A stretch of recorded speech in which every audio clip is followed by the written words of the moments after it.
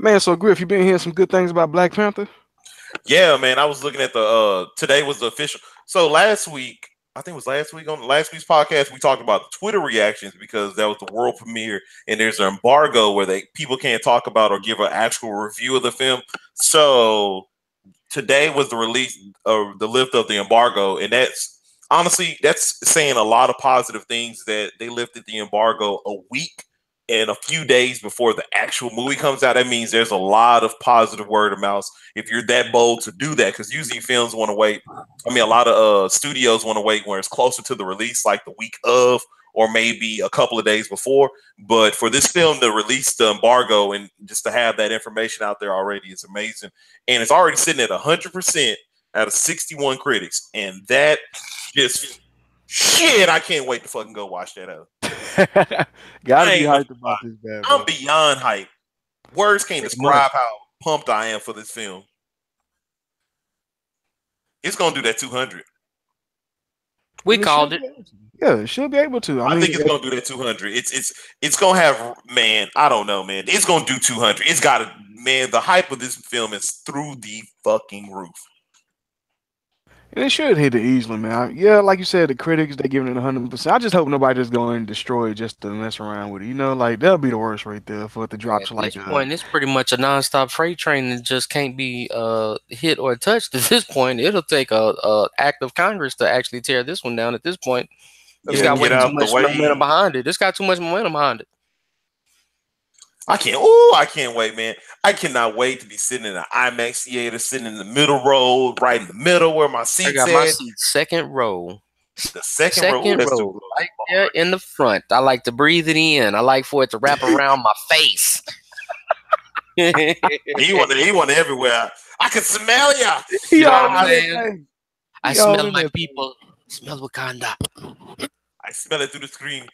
See, you can Smell it bring through your the you can screen. bring your own chair on that second row. See, it's some Man, space and behind then you. also I'm not gonna spoil this or anything. So I read two of the clips or the post credit scenes that they're gonna do. Stay Mm-hmm. behind and watch them, man. Stay behind because it's going to impact a lot of things that's going to go forward in the next phase. Just you got to stay You say behind. they gonna show two? They They showing show two? too, yeah.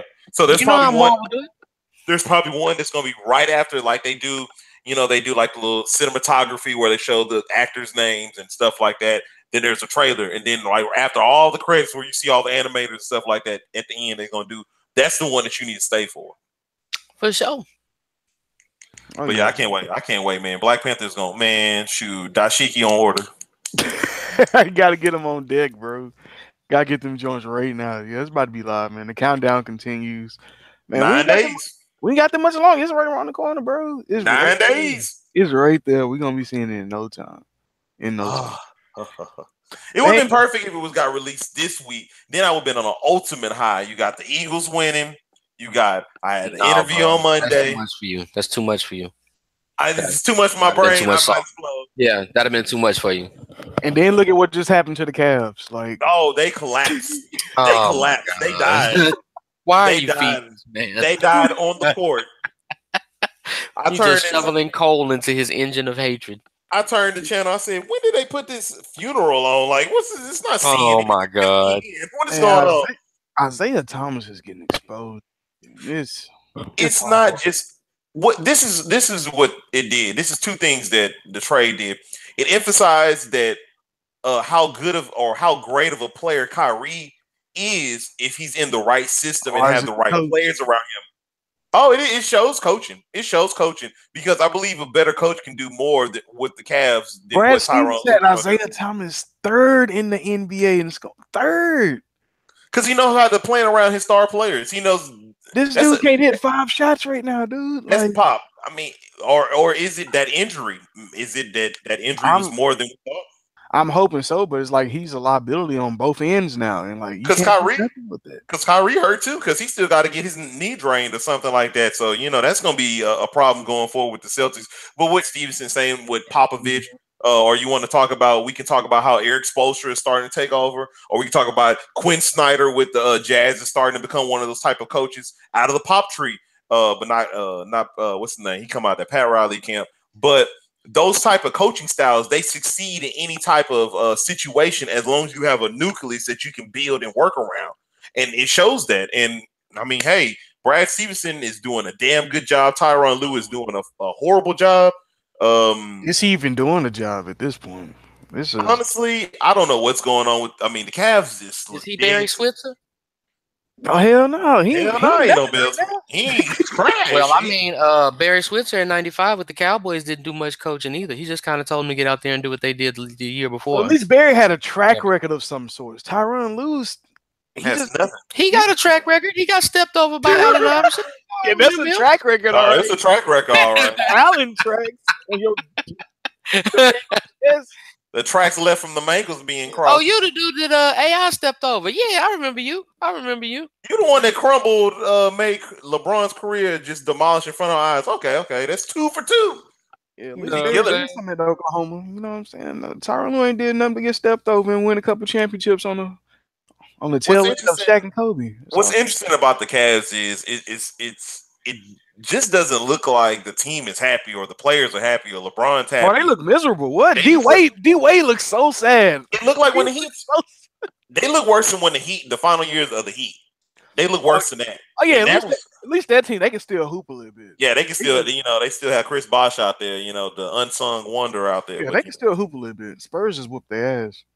So it's gonna be impressive. It's gonna be interesting to see what's gonna come out the East, or the Cavs just gonna flip the switch and fool all of us and be like, "Ha ta-da, bitches," or something. So man, I don't think he can do it. He can do it this year. Isaiah gotta go. He gotta go. It's not just Isaiah, because even before Isaiah was there, I know it's not just him, but bro, well. Chris Paul made him look so little, bro.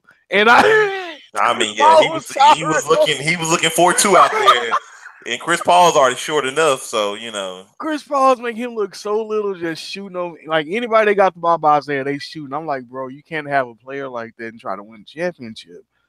It's no respect. Curry gonna light that nigga up, bro. He can't guard nobody. What I want to see with this season is a couple of storylines that's going on this season that I don't think nobody talks about. That's all it is storylines. That's what the NBA is. I really wish they talk about a storyline of the birth of the young team. This is the explosion of the young team. Like, look at Milwaukee. Finally, they got rid of that dead weight of Jason Kidd.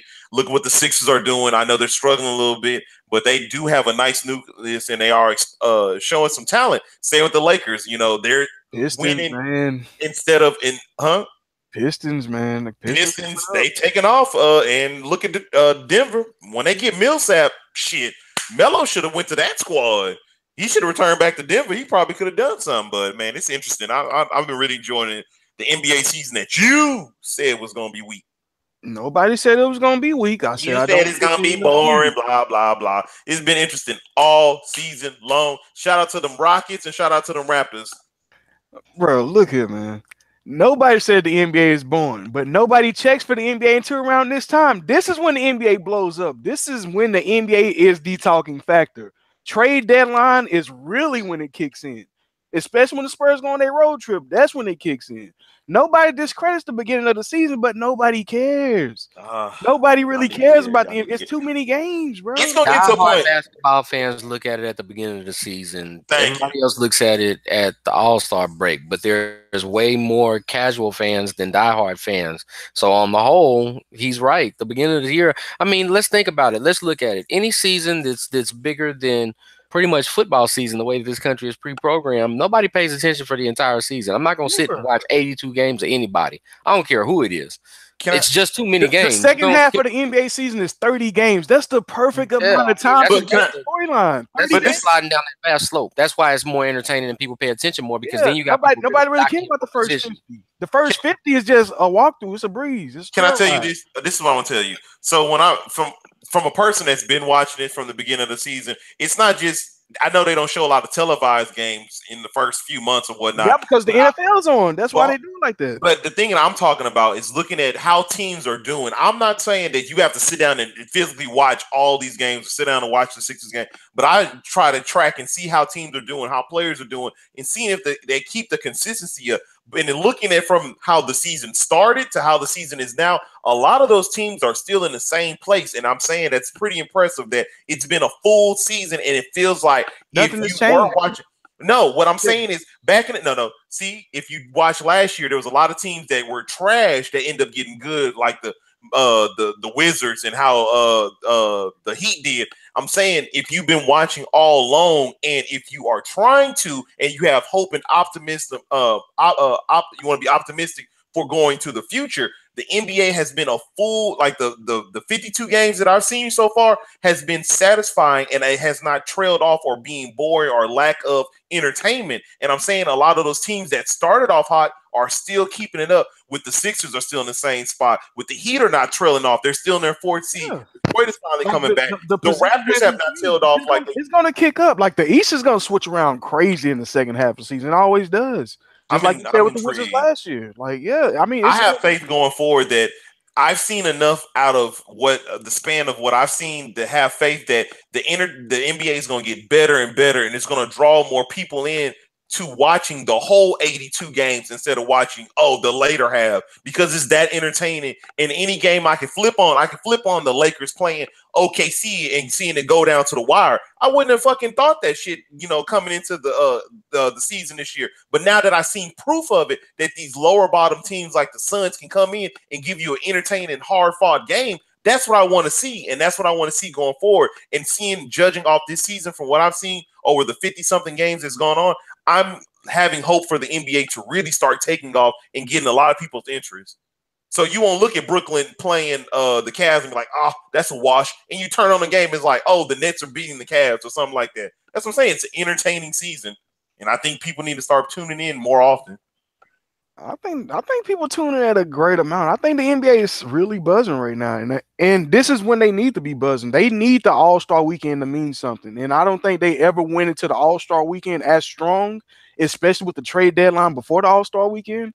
I think this weekend in LA is going to change the NBA forever. It's going to be nice. That dunk contest is going to be nasty. I want to say that the All-Star Weekend could be back with this new concept. I want to say that, and I'm going to give them a chance. I'm going to give him a chance. I'm going to check out the entire weekend just to see how it is, just to see if there's anything different, just to see if they brought anything new to me. I'm going to give it a shot, man. So I haven't watched the All-Star Weekend in years, bro. Really? I watched the one last year. I didn't watch the game, but I watched the skills challenge. The last full one I watched was when Kobe and Jordan went at it. When they had the red and blue jersey. That boy said Kobe and Jordan went at it. That's when KG was going off. The one that was double overtime. That was the. You didn't even watch back in 06, bro. You didn't watch in 06 when Shaq came in with Phoenix and he was coming in with the Jabberwockies coming in. No. Oh man, that hub was. Oh God, here you go. The Dwight Howard years. You didn't watch that. Boy, I'm glad. I'm kind of glad I missed those. Oh damn, DeMarcus. Yeah, the last All-Star game I actually watched, I want to say was back when it was in Phoenix in what, 95? Jesus, you see those? You said 95. Lord, I was watching Power Rangers chilling. When Kobe dunked on Dave, God, back when he was still in Orlando. Yeah, dang. All-Star games aren't real big to me in any sport. Like honestly, I don't really watch any of those All-Star games.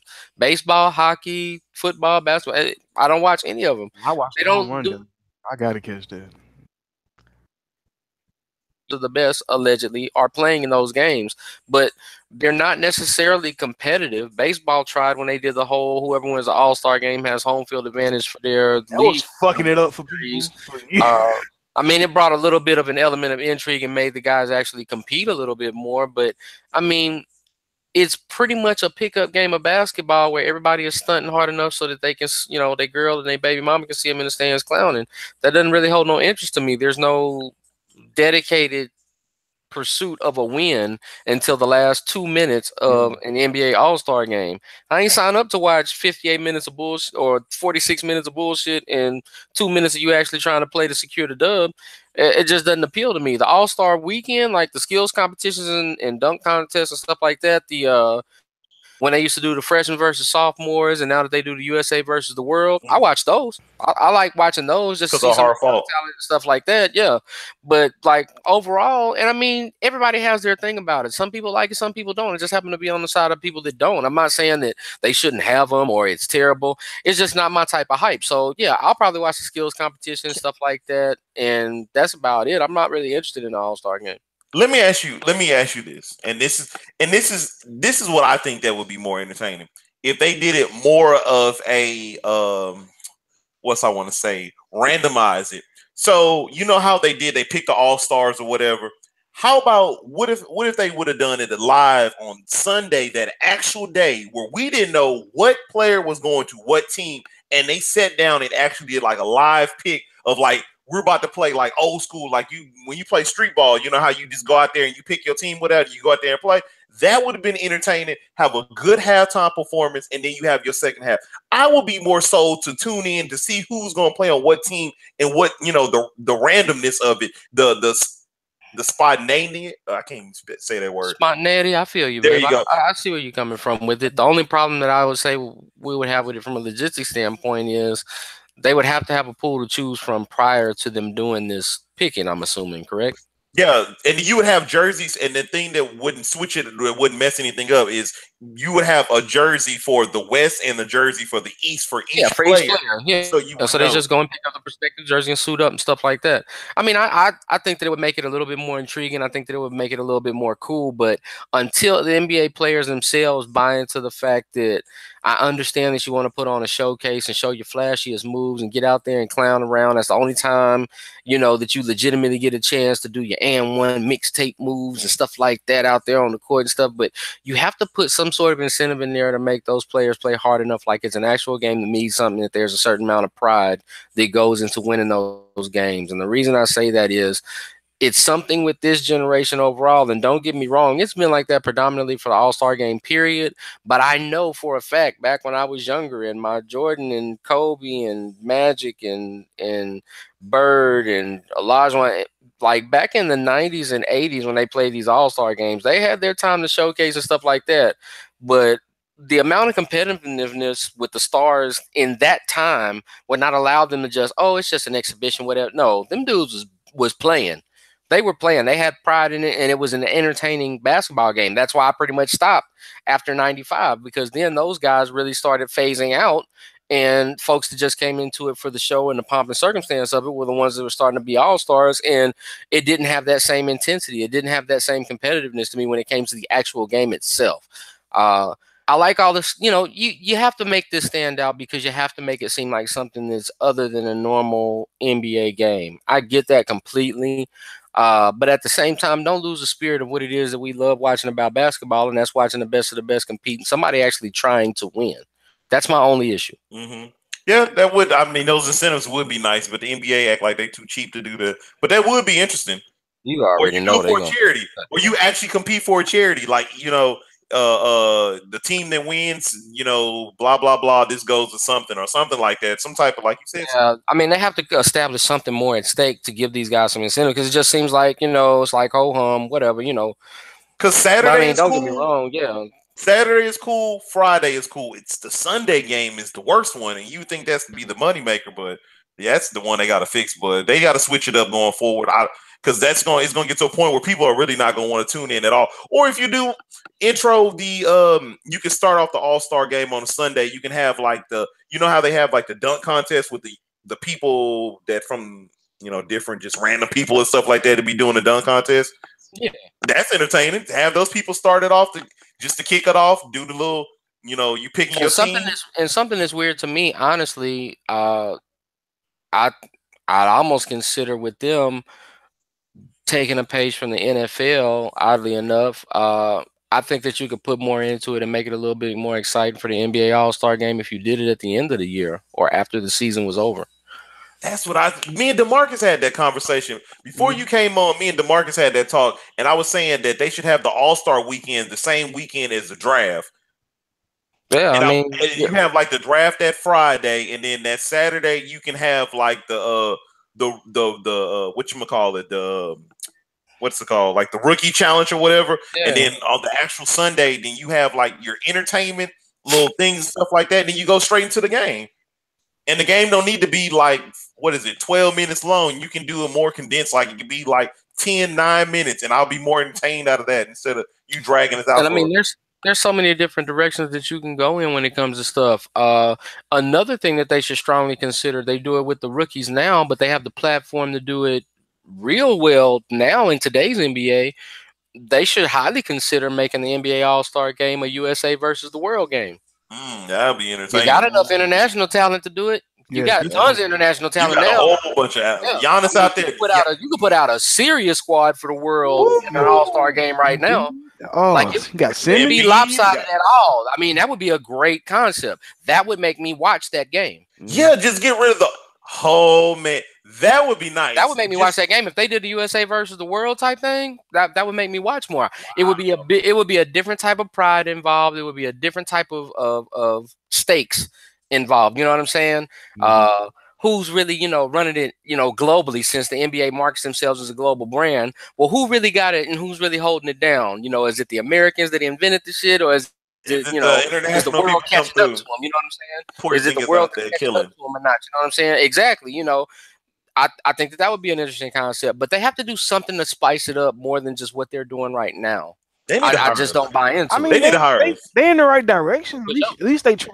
Don't get me wrong. I appreciate and I applaud seriously, and this is no BS at all. I applaud the fact that they're at least trying new things to see what works. If they were just sitting back and they were like, well, we don't give a shit what y'all think. We're going to still do the same shit, same way. We're not even changing the uniforms. Okay, that's different. But, you know what I'm saying? They're going through and they're trying to be innovative with it, and they're trying to attack the small details, and they're trying to make it as fan-friendly and as much of a fan experience as possible. And for that, I give them all the props in the world. But it's just something about the game itself. The only problem I have with All-Star Weekend as a whole is just literally the game itself. Everything else I think is fantastic. Yeah, I like it. So I think that's fair. I think it's fair treatment, man. Man, what y'all think about is Kendrick gonna perform at at any point in time during the All-Star game? I mean, the weekend. I wouldn't be. It's in I didn't think he was scheduled to, but I mean, you in LA? You got some heavy hitters up in LA. Yeah, well, it's up to the league and what they want to do, or you know what I'm saying. I mean, it just depends. I haven't heard anything about it though. Yeah, I haven't even heard of anybody who's supposed to perform because I don't even know who performed last year. Was it Nicki Minaj or somebody performed? I couldn't tell you, brother. That's like asking me what the score of the game was last year. I don't know. I wasn't paying attention. I don't know. I know it was over 2 almost. Somebody almost scored 200 points. I remember that one. That's a damn shame. That's pitiful. That's a damn shame. What y'all think of the Hall of Fame class this weekend? I think it's a crime. Once again, Randy Moss got in on what, first try? T.O. had to wait. And he's second in all categories. T.O. had to wait, but you knew why T.O. had to wait. I mean, but Randy Moss had the same. No, he didn't. No, he didn't. Okay, yeah. Okay, well, this is the only thing is a man that kind of, I guess, a passionate person. Okay, this is how I look at it. A passionate person for the game that had disagreements about how things were being done in the emphasis of winning. Okay? Oh, no. That wasn't even it. The only reason T.O. had to wait as long as he waited, dear brother, is the fact that he pissed off the people that were voting for him. He was just an asshole to reporters. They didn't like him. That's why they made him wait. That's it. Okay, well, okay. Okay, we can talk about that. But it's just like, I thought it was more than that because I know there was a storyline that they wouldn't let in because it's just all that passion, all that fire, none of that shit mattered. The fact of the matter is, when it came to media, he was a little bit too truculent for their taste, a little bit too standoffish at times. When they wanted T.O. to stand up and shuck and jive for him, he wouldn't, and he was just, doing him. They didn't understand that a lot of the stuff that he was doing was organic, but Randy was never on that same level with the media as T.O. was, because Randy didn't have as many opportunities to be like that with the media as T.O. If T.O. had him if he was on one like an analyst on one of these networks, he would have been fine, because I think the ESPN run that Randy Moss is doing has elevated his career to make him more likable than he actually was. Oh, no doubt. But the part about it the one thing about that, though, is, we don't know if T.O. actually tried, because, I mean, it's not like the NFL is going to turn down any big name to put in front of a microphone to do analyst work and stuff like that. Yeah. So either he didn't want to, he tried and it didn't really work so well, or some combination of the two. But you're right. I mean, if he went through and did a little bit more than reality shows that exposed his failures as financial a person that needs being to financially responsible, sometimes their dad and stuff like that. But that reality, see, them reality shows and shit like that actually hurt him probably a little bit more, if not as much as the shit that he did during his career with the media. Yeah, I agree. That's I true. agree.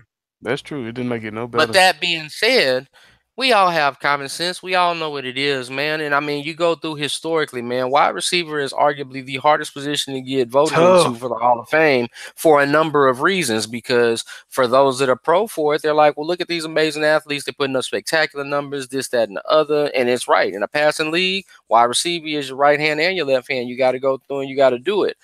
Old school folks that will be quick to counter that will tell you that there's been no position that has been helped out more historically by NFL rules and gaming committees than the wide receiver. I would be quicker to put in a wide receiver that put up decent numbers in the 70s than I would be to put one in now, because you can't touch them now. Back in the 60s and 70s, wide receivers literally had to fight their way downfield and worry about getting clothesline and chop blocked and everything else. Wide receivers nowadays don't have them kind of problems. If you put a player like a Lynn Swan or a Drew Pearson on a team now, them dudes might put up Antonio Brown numbers because they don't have nobody. You mean to tell me nobody can touch me? Bet. Line it up. Hike the ball. Let's go.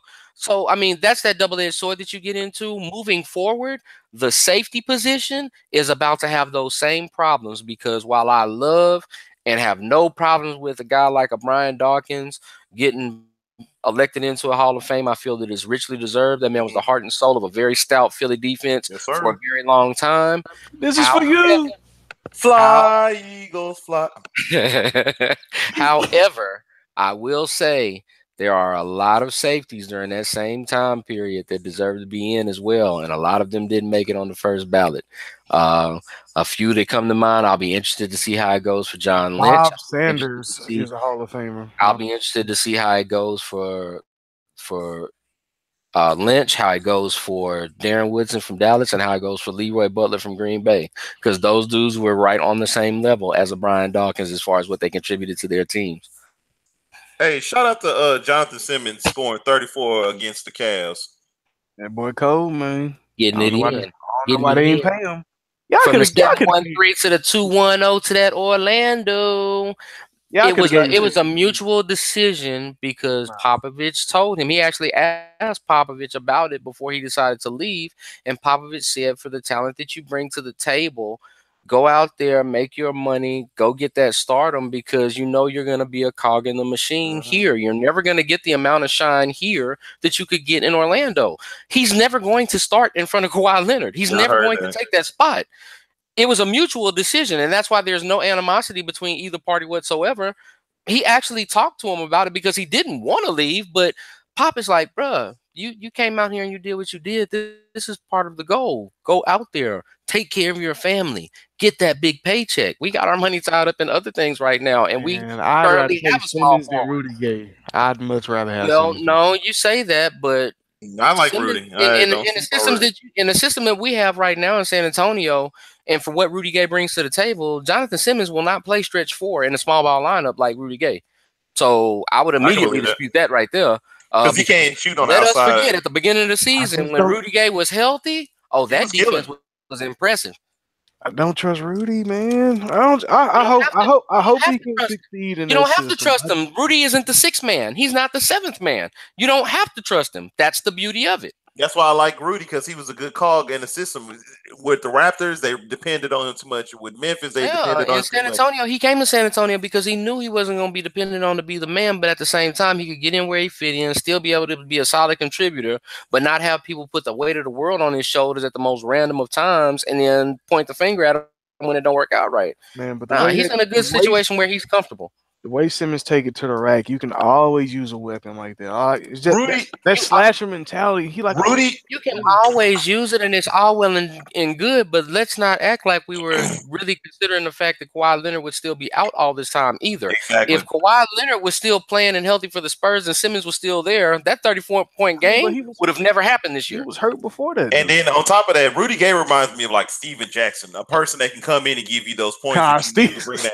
Steve was gonna bring that bullshit along with Shout that. out to Stack 5. Hey, Steven that's don't my play own. that You shit. stop talking about Captain Jack like that, man. Steven don't play that shit, boy. Shit, Steve gonna cut But I'm your talking ass. about that energy. I'm talking about that scoring. Yeah, Because for a Steve- while, Steve like in was 07, they needed Steven Steve Jackson was a for a while. blessing, man. Steve was a blessing to the Spurs. People may try to downplay that shit.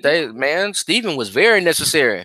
And I thought T Mac was gonna bring that to y'all when y'all Oh. grabbed him, but he was just No, you know. I thought Richard Jefferson was going for. man. Well, as his left at the altar fiance would tell you, he just don't have heart like that. No heart, he's heartless. You know what I'm saying? Straight heartless. But no, man, I think that was the best decision, man. And again, yeah, being selfish and loving his story and loving what he brought to the table, I would have loved for him to be able to stay. But at the end of the day, I'm loving the fact that he's more comfortable, not only with his role and with the shine that he's getting with the opportunity with the Magic, but with the opportunity to be able to take care of his family and not have to live hand to mouth and check to check either. That's the bigger blessing. I could care less about us missing that key piece. Pop can replace pieces. That's what he does. That's what he's been doing for the last 2 decades. To be able to be unselfish enough as a coach and not try to finesse the man into staying for a cheaper rate and telling them, hey man, go out there, get your bread, man. It's all love. Do what you got to do to take care of your family, man. Do what you got to do to boost your career. I have an immense amount of respect for him for doing that, because a lot of coaches would have been like, no, man, stay here, bro. Stay here. We about to go to these playoffs again. You don't want to go to Orlando. They don't never win. Sometimes it's about more than winning, man. You know what I'm saying? Sometimes it's about more than winning. At the end of the day, we got to understand that these folks have a job, and these jobs are going to take care of their family, take care of their children and stuff like that. And for a guy that had to go through and grit it out, take his last $250 and go audition for the G League to make it to where he is now. Oh yeah, man. I'm with that all day. Man, what the hell? I'm with that all day. I don't know why the hell we let him go. We let go a lot of good players. Oh yeah, and shout out to the Oiler, Robert Brazil. You know what I'm saying? They finally got that boy up, another guy that LT patted his game after. Man, interesting trivia fact from that one. Robert Brazil and his fantastic work as linebacker for the Houston Oilers kept a particular gentleman that was his backup on the sideline for years. Do you know who his backup was in Houston during the Love Your Blue days? The backup for Robert Brazil. Don't ask me, because I sure don't know. Hilarious.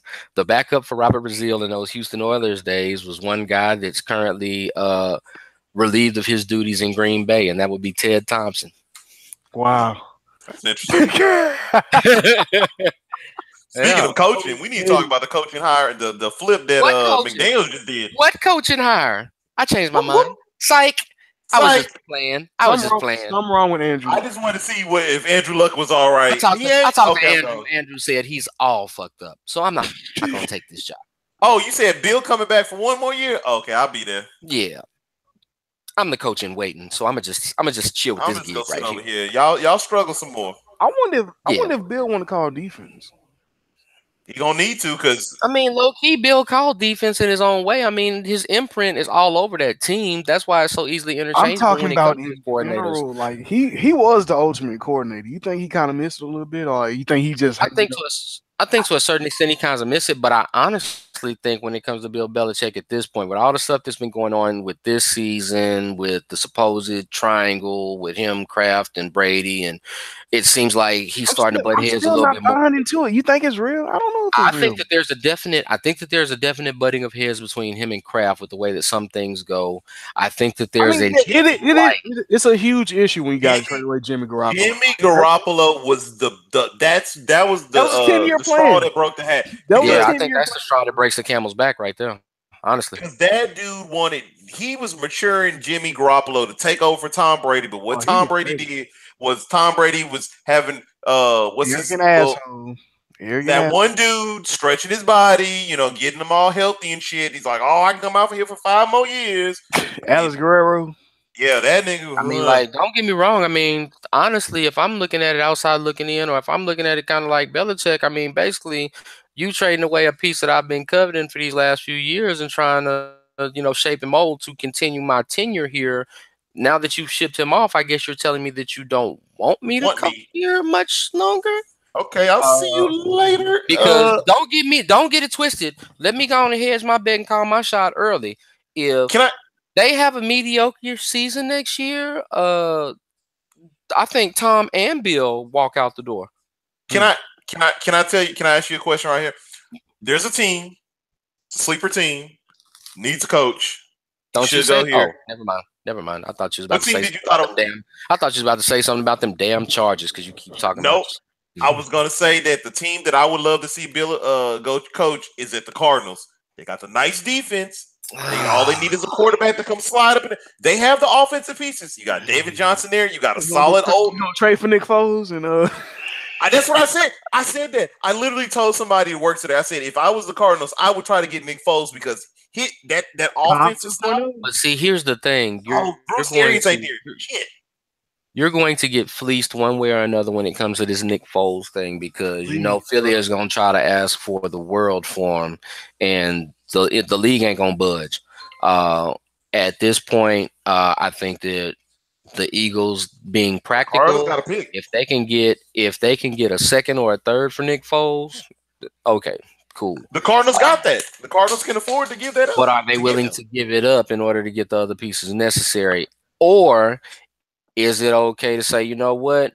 The majority of our core is young outside of Larry Fitzgerald on both sides of the ball. Let's just draft a young quarterback and let them all grow up together. That would be nice, but they have that flexibility. They have that flexibility, and Arizona is a city and a team that doesn't have that burden of expectations like a Philly or a Pittsburgh or a New England, where fans are just going for blood, and if you don't win 10 games, it's the end of the world. They can actually sit and lay low for a couple of years and watch their young team grow up. They lay back like that. The only reason why I said I would want Nick Foles is because they have a type of team that they can win right now because they have. You said it because you got common sense. Hell yeah. If you plug Nick Foles in there right now, they can win 11 games. Easy. They have, because Larry Fitzgerald, clutch, John Brown can be healthy, Jared Brown. Whoa. John Brown healthy?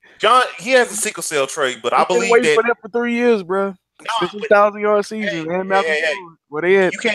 can't get on him because he had that injury 2 years ago, but he also came back from a hamstring injury. But he had that sickle cell trait that he's been struggling with. He's not dependent on. But I'm saying that they have the pieces. I was naming some of the pieces. I said with a healthy, like he can come back and give you. That's not an attractive destination. Somebody. How is that not Are you serious? Have you not looked at their team from top to bottom? But you have a top. About to be out the door, and you really don't have no replacement at receiver. You have a top. That's why I said you're lucky to have him this year. I said, you need a quarterback that can come in and win now, and with the pieces that they have in place, Nick Foles can come in and do the job. You got Larry Fitzgerald, who just had another 1,000+ yards. Of course he did. He's the only receiver. Excuse me, guys. Out of curiosity, can I just ask one random question? Where does Arizona pick this year? They got a top 5 pick. I mean, top 10 pick. I mean, they got a top 10 pick because we're discussing this receiver thing. Like, they can't just draft a Courtland Sutton or something like that in the draft and immediately fix that issue. Oh, of course they can pick it up, but then you got to worry about if Matthews is going to stay healthy. What else you going to get out of Chandler? Well, I mean, we're talking about stuff that it's still a lot has to deal with. I mean, there's going to always be question marks, but when you talk about just looking at them on paper right now, existing in a vacuum, that's an attractive spot. The Colts are a more attractive spot. They got a top 3 pick. No. They got a top 3 pick. They got a top 3. You can pick anybody. What I'm trying to say, way more problems than just that top 3 pick. They have look at what they have to go through. What I got. They have a crazy ass owner. They have a dumbass GM. They have more issues than Arizona does. And then you also have to think about this. Like Marcus said, it's about to be a juggernaut with the 49ers and the Rams. That's about to be a tough division. I'm trying to tell you, you're not listening. What you're doing is looking off preconceived notion that they can't go out there and get one of these free agents, plug and play, one of these wide receivers. Larry Fitzgerald can still give you. He's going to give you at least another 3 years of being a consistent. Can't give you 1,000 yards. You have Larry Fitzgerald, John Brown. You have David Johnson, who's damn near the best running back in the league back there. You have an offensive line that was top 10. He still is. Are you serious? You really gonna doubt that David Johnson can't come back? He didn't play, bro. I'm sorry. He didn't play. Your hatred is disgusting. Man, it is ridiculous. I don't know what the Cardinals did to you. I don't know what they did. Your hatred is both offensive and egregious, sir. Their defense, they have a top 5 defense still. They have a top 10 offensive line. All you need is a quarterback to go out there and start doing what? Putting in work. because you have the pieces in place. Jimmy Garoppolo and Jared Goff and Todd Gurley. I believe that they can still get it going. Well, the one thing that we look at here now, let's not put the cart before the horse, because we sit here and while you sit and say, DeMarcus, that you got these rising juggernauts in the Rams and the Niners. 49ers about to be a fucking problem. The Rams, I'll give you right now. The Cardinals and the 49ers are sitting about even. So man, who got a quarterback? On the choice making these next couple of years depends on where it swings. That right, being right or wrong, does Jimmy G have the potential to be at minimum? He has the potential, but we're sitting here and okay. I can say top 10. Let's address the more immediate question. As it pertains to the NFL season and current structure, as of March, Jimmy ain't a fucking 49er because he ain't signed. So we're still talking on the wish principle, keeping everything 100. Unless you know that they about to franchise his ass for $30 million, we're going to sit and say that it's a possibility. DeMarcus, who has a better defense out of the 49ers and the I like Cardinals? The 49ers front seven a lot more, especially with Faust in those. Their front seven is better. Their front seven. But back in, it's all about the front seven. Look at the Eagles, what they just did. So it's all about the front seven, my man. So they can't address that issue with they top 10 draft picks. Can. On top of that, they have who has the better offensive line? The Cardinals. You plug a quarterback in there. Guess who got the better offensive weapons? The Cardinals. You have Jaron Brown, who's still good. J.J. Nelson is still good. John Brown can give you some numbers. Larry Fitzgerald, David Johnson. I'll take that and roll with it. And then you have, what's his name? Still third best team in the division. As of right now, I would give them second best team in the division. I give second. I don't trust the 49ers just yet. In another year, that Seahawks, they falling off. They're dying. Still got the better quarterback. They almost the quarterback. Don't get me wrong. Yeah, they're gonna have head and shoulders the best quarterback in that division. That's without question. But they are literally in shambles on both sides of the ball. You're in a situation where you're talking about an Earl Thomas that don't want to be there, a Cam Chancellor that may never get medically cleared to play football again.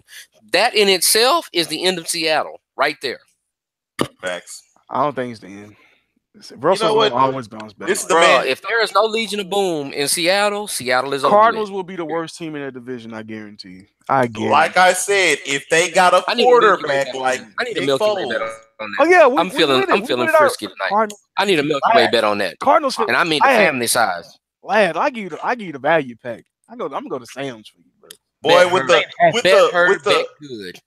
Diabetic. You know what, Griffin? Your cheesecake gone. I'm selling your shit. Oh, just for talking all that, it's gone, bro. It's gone. Shots. Take that shit. Take it. Take that, GD boys. The shots. Let me tell you right now. Last year, them boys went 7-9 with no David Johnson.